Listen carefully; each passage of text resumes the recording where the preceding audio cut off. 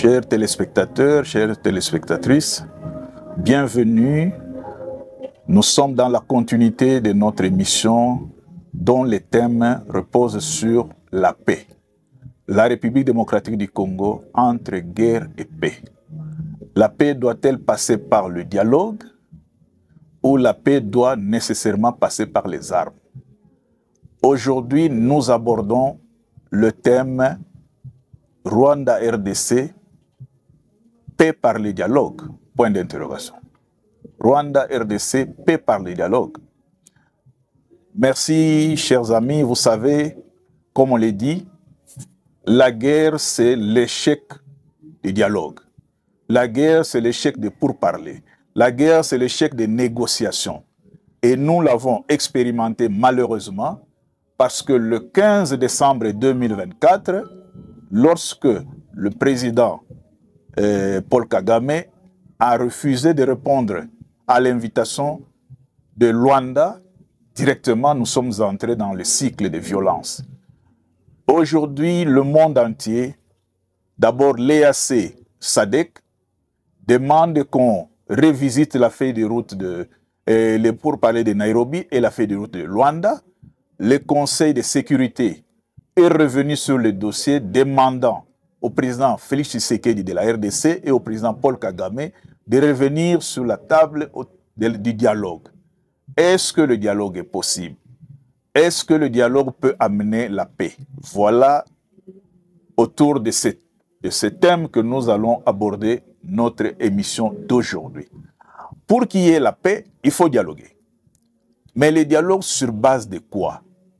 Nous n'allons pas ressusciter les morts, mais nous allons partir de deux grands points traités par d'abord l'EAC qui a mis en place l'accord, disons, le dialogue de Nairobi qui prenait en compte tous les groupes armés locaux et comme l'expression consacrée, y compris les M23, qui devaient dialoguer sous la modération de l'ex-président Kenya, Uhuru Kenyatta.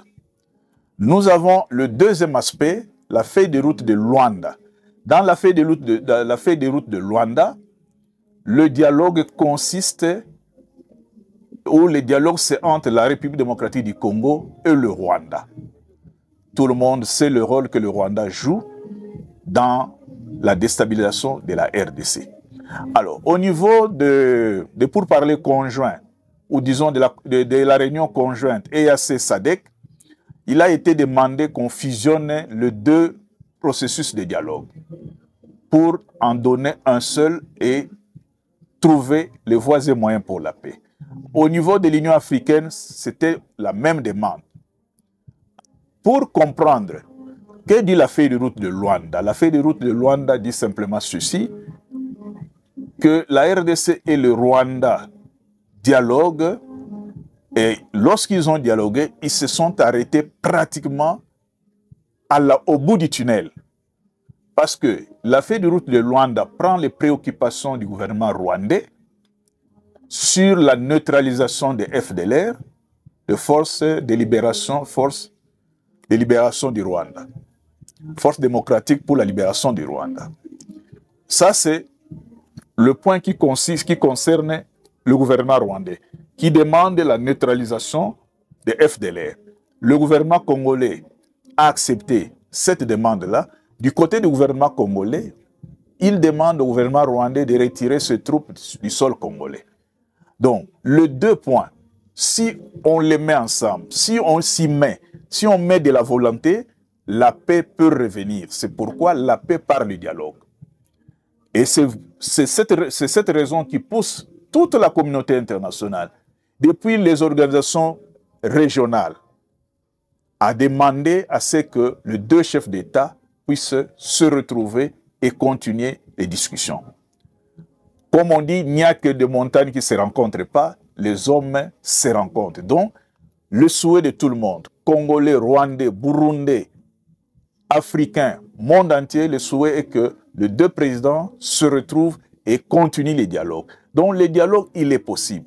Mais le dialogue, pour qu'il soit possible, il faut qu'il y ait une certaine vérité, une certaine honnêteté. C'est vrai, en politique, la morale n'a pas beaucoup de place, mais la petite bonne volonté, si on compte sur les populations, les populations pour qui on gouverne. La bonne volonté signifie quoi? Signifie que lorsqu'on a lancé le mécanisme de vérification rénové, il a été demandé que tous les pays concernés puissent donner un agent de liaison. Le Rwanda n'a pas toujours donné son agent de liaison. Cela signifie que la CIRGL, la communauté pour la région des Grands Lacs, la CIRGL, est amputée. Donc, il faut que le Rwanda puisse donner son agent pour que la machine se remette en marche. Nous sommes aussi heureux d'apprendre que les chefs d'état-major généraux ou les chefs d'état-major des armées de la SADC et de l'EAC se retrouvent à Nairobi pour peaufiner des décisions militaires pour pratiquement trouver des solutions, notamment à ces conflits qui déchirent et qui fait beaucoup de morts. Donc, voilà cet aspect-là qui est très important à souligner. La neutralisation des FDLR, selon ce que le Rwanda demande, et le retrait des troupes rwandaises du sol congolais, ce que le gouvernement congolais demande. Il a été dit aussi, il y a de cela 2 jours, au Conseil de sécurité, que les 2 pays protagonistes arrêtent d'enflammer, arrêtent les discours qui amènent à la haine, les discours qui amènent à l'implosion. Et si les 2 présidents arrêtent de se jeter la balle, on peut espérer trouver la solution, trouver la paix. Et dans la feuille de route de Luanda, ce qui est aussi très important, la feuille de route de Luanda a un avantage sur la feuille de route sur le processus de Nairobi. Parce que la feuille de route de Luanda dit ceci, que les Congolais qui sont dans l'M23 devraient être précantonnés à Rumangabo. Et que les étrangers qui sont dans l'M23, chacun devra rentrer chez lui. Les Congolais précantonnés à Rumangabo seront après amenés à Kindu pour la démobilisation. Donc, il suffit simplement d'une petite dose de bonne volonté pour que le peuple de la région des Grands Lacs puisse retrouver la paix. Le Rwanda et la RDC, on est condamnés culturellement, politiquement, géographiquement, économiquement, on est condamnés à vivre ensemble. Et pour vivre ensemble, il faut que les chefs d'État des 2 pays, les chefs d'État de la région, puissent mettre de l'eau dans leur vin.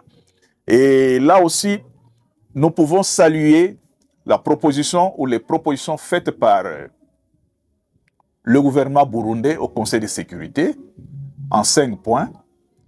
Le gouvernement burundais a proposé la sortie des crises. Première chose, cessation, d'abord respect, cesser le feu et cessation des hostilités. Deuxième point, retrait du M23. Troisième point, retrait des troupes rwandaises de la RDC. Quatrième point,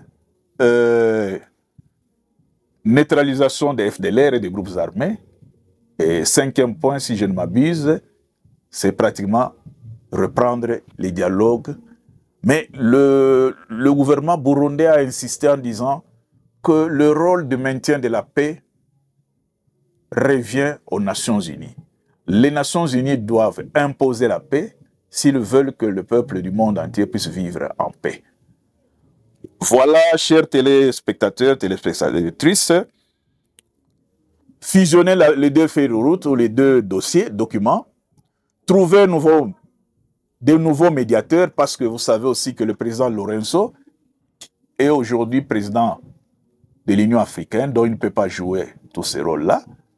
Avec l'impulsion du nouveau président de la Commission de l'Union africaine, avec les pressions internationales, nous pouvons espérer que demain, la paix pourra revenir au Congo, singulièrement au Congo et généralement dans la région des Grands Lacs. Parce que nous pouvons tout dire, le sort des déplacés, toutes ces populations qui sont en errance, d'un camp de déplacés à un autre. Ces populations qui fuient, les Congolais de Goma ont fui, certains, à Bukavu. Lorsque le M23 est arrivé à Bukavu, ils ont traversé au Burundi. La guerre est à la porte. Uvira, c'est la porte de Bujumbura, de Burundi. Si la guerre arrive au Burundi, on se pose la question, les Congolais de Goma qui ont fui là-bas, ils iront où? Donc, ayons pitié de nos peuples. Les dirigeants doivent comprendre qu'ils sont dirigeants pour le peuple. Ils doivent trouver des solutions au conflit qui dure depuis 30 ans. Parce qu'il n'est pas normal que pendant 30 ans, on ne puisse pas trouver des solutions. Mais pour trouver des solutions, il faut poser les vrais problèmes. Il faut mettre de côté les agendas cachés. Il faut discuter en homme. Parce que les vaincus d'aujourd'hui peuvent être les vainqueurs de demain. Chers téléspectateurs, chères téléspectatrices, je vous remercie de votre attention et rendez-vous est pris pour la prochaine émission. Merci beaucoup.